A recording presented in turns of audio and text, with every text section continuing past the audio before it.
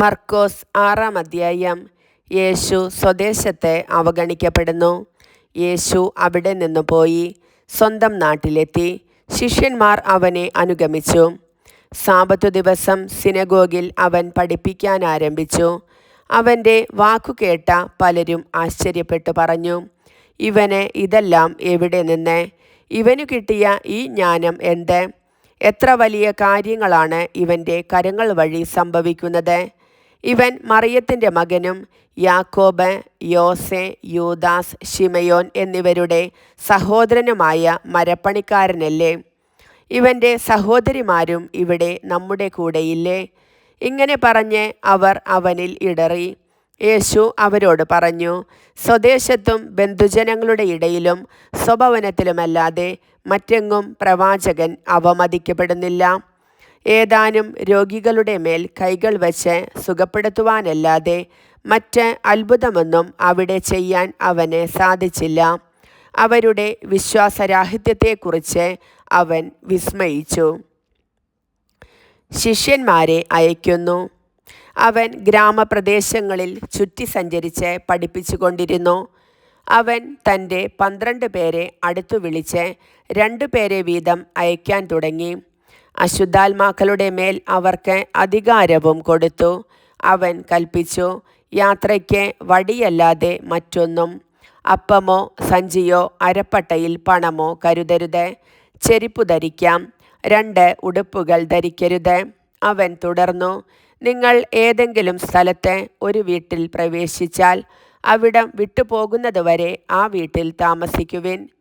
എവിടെയെങ്കിലും ജനങ്ങൾ നിങ്ങളെ സ്വീകരിക്കാതിരിക്കുകയോ നിങ്ങളുടെ വാക്കുകൾ ശ്രവിക്കാതിരിക്കുകയോ ചെയ്താൽ അവിടെ നിന്ന് പുറപ്പെടുമ്പോൾ അവർക്ക് സാക്ഷ്യത്തിനായി നിങ്ങളുടെ കാലിലെ പൊടി തട്ടിക്കളയുവിൻ. ശിഷ്യന്മാർ പുറപ്പെട്ട് ജനങ്ങളോട് അനുതപിക്കണമെന്ന് പ്രസംഗിച്ചു. അനേകം പിശാചുക്കളെ പുറത്താക്കി അനേകം രോഗികളെ തൈലം പൂശി സുഖപ്പെടുത്തി. സ്നാപക യോഹന്നാൻ്റെ ശിരച്ഛേദം. ഹെറോദേസ് രാജാവും ഇക്കാര്യങ്ങൾ കേട്ടു. യേശുവിൻ്റെ പേര് പ്രസിദ്ധമായി കഴിഞ്ഞിരുന്നു. ചിലർ പറഞ്ഞു, സ്നാപക യോഹന്നാൻ മരിച്ചവരിൽ നിന്ന് ഉയർപ്പിക്കപ്പെട്ടിരിക്കുന്നു. അതുകൊണ്ടാണ് അത്ഭുതകരമായ ഈ ശക്തികൾ ഇവനിൽ പ്രവർത്തിക്കുന്നത്. മറ്റു ചിലർ പറഞ്ഞു, ഇവൻ ഏലിയ ആണ്. വേറെ ചിലർ പറഞ്ഞു, പ്രവാചകരിൽ ഒരുവനെ പോലെ ഇവനും ഒരു പ്രവാചകനാണ്. എന്നാൽ ഇതെല്ലാം കേട്ടപ്പോൾ ഹെറോദേസ് പ്രസ്താവിച്ചു, ഞാൻ ശിരച്ഛേദം ചെയ്ത യോഹന്നാൻ ഉയർപ്പിക്കപ്പെട്ടിരിക്കുന്നു.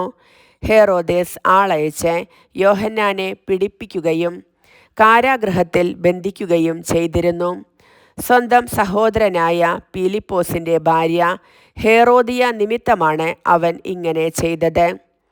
അവൻ അവളെ വിവാഹം ചെയ്തിരുന്നു. യോഹന്നാൻ ഹെറോദേസിനോട് പറഞ്ഞു, സഹോദരൻ്റെ ഭാര്യയെ നീ സ്വന്തമാക്കുന്നത് നിഷിദ്ധമാണ്. തന്മൂലം ഹെറോദിയായ്ക്ക് യോഹന്നാനോട് വിരോധം തോന്നി. അവനെ വധിക്കാൻ അവൾ ആഗ്രഹിച്ചു. എന്നാൽ അവൾക്ക് സാധിച്ചില്ല. എന്തെന്നാൽ യോഹന്നാൻ നീതിമാനും വിശുദ്ധനുമാണെന്ന് അറിഞ്ഞിരുന്നതുകൊണ്ട് ഹെറോദേസ് അവനെ ഭയപ്പെട്ട് സംരക്ഷണം നൽകി പോന്നു. അവൻ്റെ വാക്കുകൾ അവനെ അസ്വസ്ഥനാക്കിയിരുന്നെങ്കിലും അവൻ പറയുന്നതെല്ലാം സന്തോഷത്തോടെ കേൾക്കുമായിരുന്നു. ഹെറോദേസ് തൻ്റെ ജന്മദിനത്തിൽ രാജസേവകന്മാർക്കും സഹസ്രാധിപന്മാർക്കും ഗലീലിയിലെ പ്രമാണികൾക്കും വിരുന്നു നൽകിയപ്പോൾ ഹെറോദിയായ്ക്ക് അനുകൂലമായ ഒരു അവസരം വന്നു ചേർന്നു. അവളുടെ മകൾ വന്ന് നൃത്തം ചെയ്ത് ഹെറോദേസിനെയും അതിഥികളെയും പ്രീതിപ്പെടുത്തി. രാജാവ് പെൺകുട്ടിയോട് ചോദിച്ചു, നീ ആഗ്രഹിക്കുന്നതെന്തും ചോദിച്ചു കൊള്ളുക, അത് ഞാൻ നിനക്കു തരും. അവൻ അവളോട് ശപഥം ചെയ്തു പറഞ്ഞു, നീ എന്തു തന്നെ ചോദിച്ചാലും എൻ്റെ രാജ്യത്തിൻ്റെ പകുതി പോലും ഞാൻ നിനക്കു തരും. അവൾ പോയി അമ്മയോട് ചോദിച്ചു, ഞാൻ എന്താണ് ആവശ്യപ്പെടേണ്ടത്? അമ്മ പറഞ്ഞു, സ്നാപക യോഹന്നാൻ്റെ ശിരസ്. അവൾ ഉടനെ അകത്തു വന്ന് രാജാവിനോട് ആവശ്യപ്പെട്ടു, ഇപ്പോൾ തന്നെ സ്നാപക യോഹന്നാൻ്റെ ശിരസ് ഒരു തളികയിൽ വച്ച് എനിക്ക് തരണമെന്ന് ഞാൻ ആഗ്രഹിക്കുന്നു. രാജാവ് അതീവ ദുഃഖിതനായി. എങ്കിലും തൻ്റെ ശപഥത്തെ പ്രതിയും അതിഥികളെ വിചാരിച്ചും അവളുടെ ആഗ്രഹം നിരസിക്കാൻ അവന് തോന്നിയില്ല. അവൻ്റെ തല കൊണ്ടുവരാൻ ആജ്ഞാപിച്ച് ഒരു സേവകനെ രാജാവ് ഉടനെ അയച്ചു. അവൻ കാരാഗൃഹത്തിൽ ചെന്ന് യോഹന്നാൻ്റെ തല വെട്ടിയെടുത്തു. അത് ഒരു തളികയിൽ വെച്ച് കൊണ്ടുവന്ന് പെൺകുട്ടിക്ക് കൊടുത്തു. അവൾ അത് അമ്മയെ ഏൽപ്പിച്ചു. ഈ വിവരം അറിഞ്ഞ യോഹന്നാൻ്റെ ശിഷ്യന്മാർ വന്ന് മൃതദേഹം കല്ലറയിൽ സംസ്കരിച്ചു. അപ്പം വർദ്ധിപ്പിക്കുന്നു. അപ്പസ്തോലന്മാർ യേശുവിൻ്റെ അടുത്ത് ഒരുമിച്ച് കൂടി തങ്ങൾ ചെയ്തതും പഠിപ്പിച്ചതും അറിയിച്ചു. അനേകം ആളുകൾ അവിടെ വരികയും പോവുകയും ചെയ്തിരുന്നു. ഭക്ഷണം കഴിക്കാൻ പോലും അവർക്ക് ഒഴിവ് കിട്ടിയിരുന്നില്ല. അതിനാൽ അവൻ പറഞ്ഞു, നിങ്ങൾ ഒരു വിജന സ്ഥലത്തേക്ക് വരുവിൻ, അല്പം വിശ്രമിക്കാം. അവർ വഞ്ചിയിൽ കയറി ഒരു വിജന സ്ഥലത്തേക്ക് പോയി. പലരും അവരെ കാണുകയും തിരിച്ചറിയുകയും ചെയ്തു. എല്ലാ പട്ടണങ്ങളിലും നിന്ന് ജനങ്ങൾ കരവഴി ഓടി അവർക്ക് മുൻപേ അവിടെയെത്തി. അവൻ കരക്കിറങ്ങിയപ്പോൾ വലിയ ഒരു ജനക്കൂട്ടത്തെ കണ്ടു. അവരോട് അവന് അനുകമ്പ തോന്നി. കാരണം അവർ ഇടയനില്ലാത്ത ആട്ടിൻപറ്റം പോലെ ആയിരുന്നു. അവൻ അവരെ പല കാര്യങ്ങളും പഠിപ്പിക്കാൻ തുടങ്ങി. നേരം വൈകിയപ്പോൾ ശിഷ്യന്മാർ അവൻ്റെ അടുത്ത് വന്ന് പറഞ്ഞു, ഇത് ഒരു വിജന പ്രദേശമാണല്ലോ, സമയവും വൈകിയിരിക്കുന്നു. ചുറ്റുമുള്ള നാട്ടിൻപുറങ്ങളിലും ഗ്രാമങ്ങളിലും ചെന്ന് എന്തെങ്കിലും വാങ്ങി ഭക്ഷിക്കാൻ അവരെ പറഞ്ഞയക്കുക. അവൻ പ്രതിവചിച്ചു, നിങ്ങൾ തന്നെ അവർക്ക് ഭക്ഷിക്കാൻ കൊടുക്കുവിൻ. അവർ പറഞ്ഞു, ഞങ്ങൾ ചെന്ന് 200 ധനാറയ്ക്ക് അപ്പം വാങ്ങിക്കൊണ്ടുവന്ന് അവർക്ക് ഭക്ഷിക്കാൻ കൊടുക്കട്ടെയോ?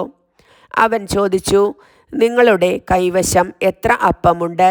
ചെന്നു നോക്കുവിൻ. അവർ ചെന്നു നോക്കിയിട്ട് പറഞ്ഞു, 5 അപ്പവും 2 മീനും. പുൽത്തകിടിയിൽ കൂട്ടം കൂട്ടമായി ഇരിക്കാൻ അവൻ ജനങ്ങൾക്ക് നിർദ്ദേശം നൽകി. 100ഉം 50ഉം വീതമുള്ള കൂട്ടങ്ങളായി അവർ ഇരുന്നു. അവൻ 5 അപ്പവും 2 മീനുമെടുത്ത് സ്വർഗത്തിലേക്ക് നോക്കി കൃതജ്ഞതാസ്തോത്രം ചെയ്ത് അപ്പം മുറിച്ചതിനു ശേഷം ജനങ്ങൾക്ക് വിളമ്പാൻ ശിഷ്യന്മാരെ ഏൽപ്പിച്ചു. ആ 2 മീനും അവൻ എല്ലാവർക്കുമായി വിഭജിച്ചു. അവരെല്ലാവരും ഭക്ഷിച്ച് തൃപ്തരായി. ബാക്കി വന്ന അപ്പക്കഷ്ണങ്ങളും മീനും 12 കുട്ട നിറയെ അവർ ശേഖരിച്ചു. അപ്പം ഭക്ഷിച്ചവർ 5000 പുരുഷന്മാരായിരുന്നു. യേശു വെള്ളത്തിനു മീതെ നടക്കുന്നു. താൻ ജനക്കൂട്ടത്തെ പിരിച്ചുവിടുമ്പോഴേക്കും വഞ്ചിയിൽ കയറി തനിക്ക് മുൻപേ മറുകരയുള്ള ബെത്സൈദായിലേക്ക് പോകാൻ അവൻ ശിഷ്യന്മാരെ നിർബന്ധിച്ചു. ആളുകളോട് യാത്ര പറഞ്ഞ ശേഷം അവൻ പ്രാർത്ഥിക്കാൻ മലയിലേക്ക് പോയി. വൈകുന്നേരമായപ്പോൾ വഞ്ചി നടുക്കടലിൽ ആയിരുന്നു. അവൻ തനിച്ച് കരയിലും. അവർ വഞ്ചി തുഴഞ്ഞ് അവശരായി എന്ന് അവൻ മനസ്സിലാക്കി. കാരണം കാറ്റ് പ്രതികൂലമായിരുന്നു.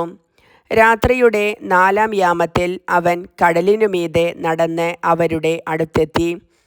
അവരെ കടന്നു പോകാൻ ഭാവിച്ചു. അവൻ കടലിനുമീതെ നടക്കുന്നതു കണ്ട് അത് ഒരു ഭൂതമായിരിക്കുമെന്നു കരുതി അവർ നിലവിളിച്ചു. അവരെല്ലാവരും അവനെ കണ്ട് പരിഭ്രമിച്ചു പോയി.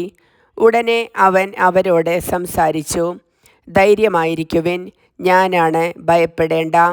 അവൻ വഞ്ചിയിൽ കയറി. അപ്പോൾ കാറ്റ് ശമിച്ചു.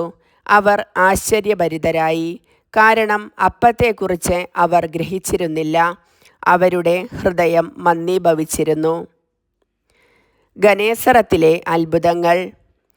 അവർ കടൽ കടന്ന് ഗനേസറത്തിൽ എത്തി വഞ്ചി കരയ്ക്കടുപ്പിച്ചു. കരയ്ക്കിറങ്ങിയപ്പോൾ തന്നെ ആളുകൾ അവനെ തിരിച്ചറിഞ്ഞു. അവർ സമീപ പ്രദേശങ്ങളിലെല്ലാം ഓടി നടന്ന് രോഗികളെ കിടക്കയിലെടുത്ത് അവൻ ഉണ്ടെന്നു കേട്ട സ്ഥലത്തേക്ക് കൊണ്ടുവരാൻ തുടങ്ങി. ഗ്രാമങ്ങളിലോ നഗരങ്ങളിലോ നാട്ടിൻപുറങ്ങളിലോ അവൻ ചെന്നിടത്തൊക്കെ ആളുകൾ രോഗികളെ കൊണ്ടുവന്ന് പൊതുസ്ഥലങ്ങളിൽ കിടത്തിയിരുന്നു. അവൻ്റെ വസ്ത്രത്തിൻ്റെ വിളിമ്പിലെങ്കിലും സ്പർശിക്കാൻ അനുവദിക്കണമെന്ന് അവർ അപേക്ഷിച്ചു. സ്പർശിച്ചവരെല്ലാം സുഖം പ്രാപിക്കുകയും ചെയ്തു. കർത്താവിൻ്റെ വചനം.